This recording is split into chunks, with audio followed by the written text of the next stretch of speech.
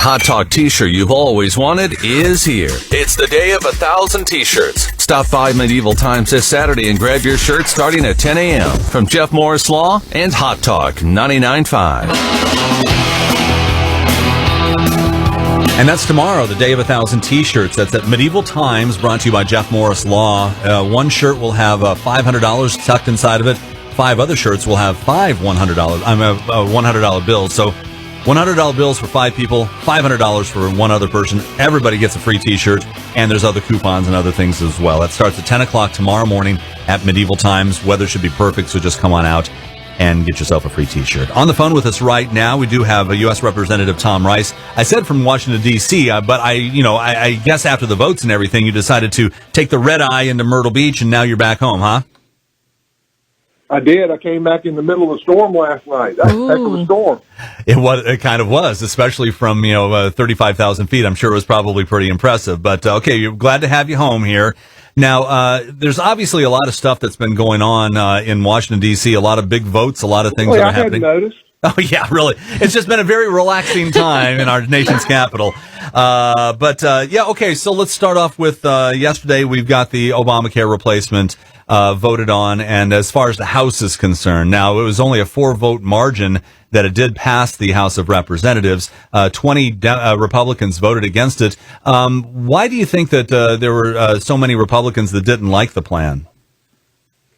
Well, there were some people there that had concerns on both sides. There were some that voted no because they thought that they were worried about discontinuing Obamacare, and then there were other people that were worried because they thought we were continuing Obamacare.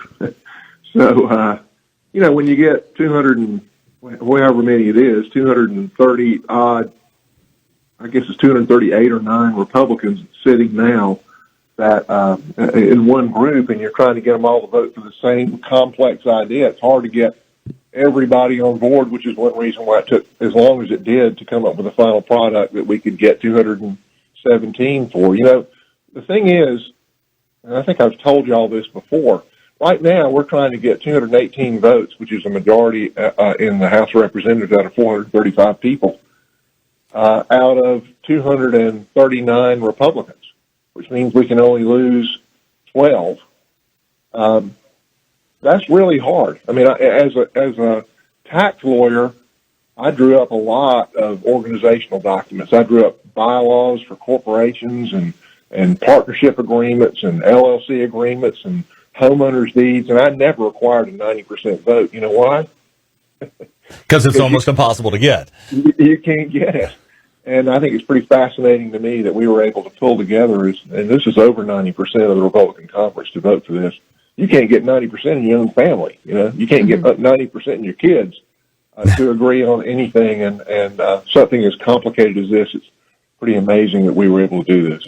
And to talk about the complication, the complexity of this this bill, how did it come to you? Like, do you get a version of it to read through? How many pages is it? Do you consult someone who knows more about healthcare than you do?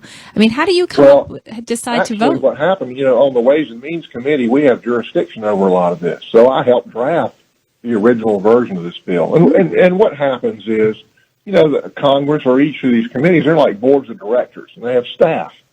And the staff of the Ways and Means Committee puts together a original framework, and then we fill it in. And then they put it into legislative text, and that was what we started with. And then there were several amendments to it over the last, several month or so. And the last amendment, I think, came in really just a couple of days ago. So, and these amendments were what were necessary to bring these other people on board. But being on the Ways and Means Committee, a lot of jurisdiction. We don't have jurisdiction over all of healthcare, but we do have jurisdiction over the tax part of it. And so we were very involved with the tax issues and with the subsidies, the tax credits. Now, I know a lot of people, you're in the House, but a lot of people in the Senate, some Republicans have some reservations. They even have a slimmer margin, obviously, in the Senate. They can only lose 2. If they lose 3, then it won't pass. And we've already seen at least 3 senators that have some reservations, if not more. Just from what you hear on Capitol Hill, what are the chances that it's going to go through the Senate? You hear things on both sides. We were hearing it was dead in the House a month ago, so here we are. I think we've got a very bombastic and talented negotiator in the White House, and I think that he ran on repealing Obamacare. I'll guarantee you that every single Republican senator ran on repealing Obamacare, and there's probably a couple of Democrats that ran on repealing Obamacare. So that, there's a lot of tailwinds to them, but then again, it's a complicated thing, and exactly how you do it, you want to get it right. It certainly affects millions of people. There's a lot of concern about it. It's not going to be an easy task, but I think they can get it done. Now, is it going to look like what we sent over there? Yeah, probably not. I mean, it's probably going to have a lot of the same factors, but is it going to be the same plan? No, they're going to put their own stamp on it. They're going to have their own concerns, and I don't blame them, but I'm glad, because I'll bet you what comes back from them is going to be better than what we sent over there. Congressman Rice, I just needed to ask you about the pre-existing conditions section of this, and maybe you can shine a little light on this. We've heard that this bill is bad for people who have pre-existing conditions, and some say it's great. But the question I had is it seems to push the idea of what to do with or what to charge people with pre-existing conditions on the state for them to decide. First of all, can you clarify that for us? And also, can you tell us what you think the state will do when it comes to people with pre-existing conditions? Do you think they will increase the rates for those people? Well, let's step back all the way to the beginning, and that is that, what we're doing here, we're trying to give everybody access to insurance all the time. And, when you tell people, look, you don't have to buy insurance until you get sick, that's like telling somebody you don't have to buy insurance on your house until it's on fire. Mm-hmm. It's really not insurance. And so what you want to do is encourage people to buy and keep insurance throughout. I mean, the theory of insurance is that you have a pool of people and you spread the risk, because most people aren't going to get really sick. And so you spread the risk among healthy and sick people. Now, the way Obamacare tried to do that was they fined you if you didn't buy insurance. You had to pay a penalty of 2% of your income if you didn't carry insurance. And then they also altered the cost structure where historically older people paid more for insurance than younger people. They limited that to 3. Older people would only pay 3 times what younger people did. Well, the effect of that was that it raised the cost of insurance for younger people. It was a tax on younger people. And the effect of that was that despite the penalties that encouraged people to buy insurance, younger people didn't enter the pool because the premiums were so high because of this false 3-to-1 ratio that insurance companies had to live by for older people. So it didn't work. It was failing miserably. Now we come in and we try to fix it. The president and every Republican that I know of wants to maintain this pre-existing coverage thing in some form. The question is how to do it and keep it insurance and keep it where it's workable and keep it where it won't fail, like Obamacare has and continues to. So what we came up with was the insurance company, where Obamacare fined you on the front end, we fine you on the back end. And what it says is if you don't carry continuous coverage, and if you get sick and come in and want to buy insurance, the insurance company can charge you 30% more than they charge anybody else for a year. That's what the federal law says.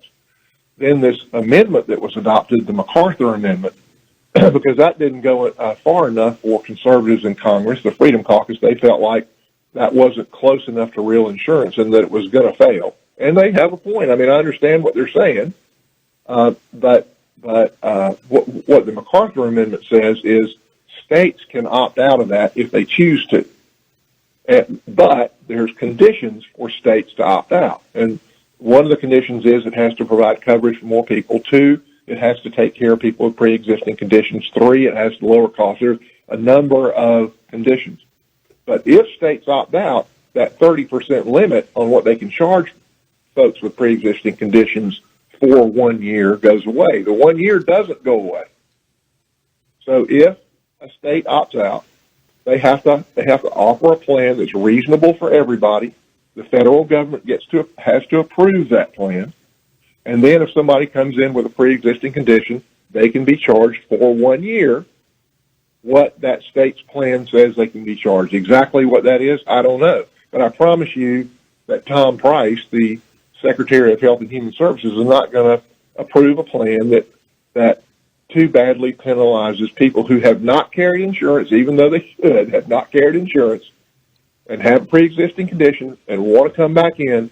There's going to have to be a reasonable path for them to get there. We're talking with U.S. Representative Tom Rice, 7th District, is back in the Grand Strand after spending a long week of a lot of exciting things happening. Before we get to the spending plan and talk about that a little bit, there were a lot of ads that have been brought out. Now, all you had to do is click on anywhere, and you'd see your picture up there with some people had some make sure and call Tom Rice and because he wants to vote on this. What were those ads all about? It seemed like the border adjustment tax. A lot of people don't know what it is. Why are you being attacked? I am being attacked because tax reform is hard, and because I'm on the Ways and Means Committee. First one from South Carolina in 30 years, and we're drafting a tax reform code that'll make our country competitive, that'll grow our GDP, and will lift everybody up. But the problem is, we hadn't had tax reform is long overdue. It hadn't been done in 32 years now. Mm-hmm. And the reason that you hadn't done it is because when you change anything in the tax code, you affect this special interest group or the other. Mm-hmm. In this case, one of the proposals in tax reform is border adjustment. There's no law been written yet. There's no specific proposals. We've put out a framework that includes dramatically lowering rates across the board for individuals and corporations. That includes dramatic simplification. That includes incentives to spur our economy, like being able to write off capital assets when you buy them to encourage businesses and people to invest. And one aspect of it is something called border adjustment, which is what every other industrialized country in the world has this. And what they do is they tax exports into their country, like coming from America, and they subsidize imports or exports going out of their country to America. And the purpose, there's only one purpose in doing that, besides raising a little bit of revenue, and that is it makes them more competitive against the United States. And we've sat here and allowed this to happen for 30 years. When I first heard about it, I thought it was a little radical, but once I looked at it and realized what every other country in the world was doing and why they're doing it, I realized it's something we really need to do. And there's the Koch brothers are big importers, and the Koch brothers have a lot of money, and they're very politically active. People associate them solely with the Republican Party. But in this case, the Koch brothers gave money to the Club for Growth to run ads against me here in Myrtle Beach.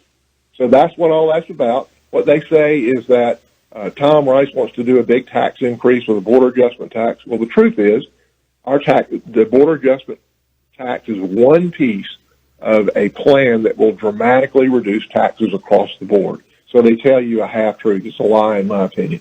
Another thing they say is, I once sponsored a bill to raise the gas tax. Well, that's a half-truth, because tied to that was an income tax credit for drivers, so it would cost them nothing. All my bill did was move money into the Highway Trust Fund so that our Secretary of Transportation in South Carolina could know that she's going to get what's obligated to her by the federal government, because the Highway Trust Fund is going broke. Because everybody knows there's two problems with trust funds. Federal trust funds. One is that they're not funded, and two, you can't trust them. So I was trying to make this one funded so you could trust it. Anyway, both of the statements they made in that commercial were lies. That, yeah, I did propose one section of it would raise taxes in one area, but I cut taxes in other areas. I've never voted for a single tax increase in Congress. One time at Horry County, and that was when the voters approved by 66% a referendum to raise the property taxes for Coast RTA. That is the only time I've ever voted for a tax increase. Congressman Rice, can I ask you one more question just to back up to the health care bill? Because Dave and I are always trying to hash out things in these bills to make sure we understand them.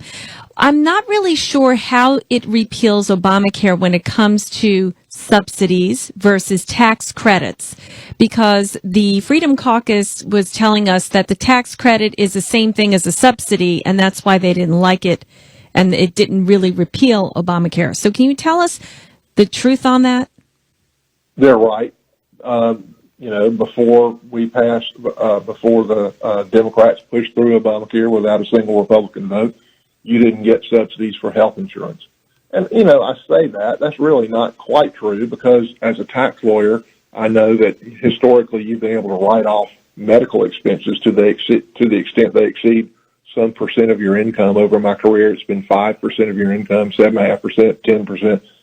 But so if your health insurance expenses and your medical cost exceeded that much of your income, you got a deduction on your taxes. So that's kind of a subsidy, right? Mm-hmm. Then they put in Obamacare, which is a direct full subsidy based on your income and regardless of the premium cost. So it was open-ended, very broad, and very expensive for the federal government. And they put in, it cost about $1 trillion with the Medicaid expansion, $1 trillion over 10 years.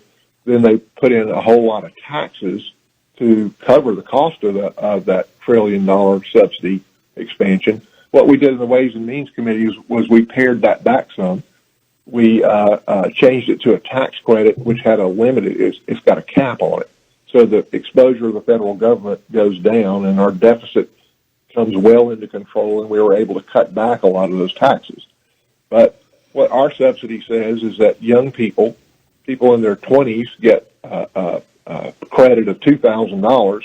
People in their 60s get a credit of $4,000 to offset their annual health insurance bill.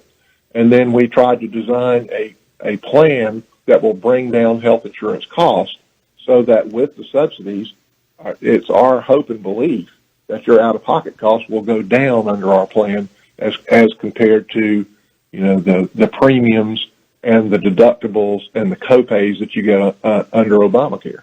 So, and these amendments that were added, both to bring the Freedom Caucus on board and then this federal health insurance pool, are designed to specifically do that, to dramatically reduce the premiums, copays, and deductibles. U.S. Representative Tom Rice, we appreciate your time here today. Heading back to Washington when? Monday? Heading back to Washington the middle of next week. Okay. All right. Well, after a busy week, you deserve a few days off, right? Yeah, I'm going to do a town hall for seniors right now. So we're going to. Where's that going to be? My days off are packed with district stuff, but that's okay. That's part of it. People want to see you and are entitled to see you as part of my job. I'm representative, right? That's right. And I got to represent them, and I got to know where they stand on things. Where is the event today? It's a private event for a seniors group, so I can't really. Okay, not a problem. All right, Representative Tom Rice, appreciate your time as always, and we'll talk to you again very soon. Thank you, Dave and Liz. My only regret is I wasn't sitting in the studio with you. It would have been much more comfortable to have you here, but yes. So next time we'll get you back. Next time we'll talk about the spending bill too. All right, fantastic. All right. Sounds good. Thank you. All right.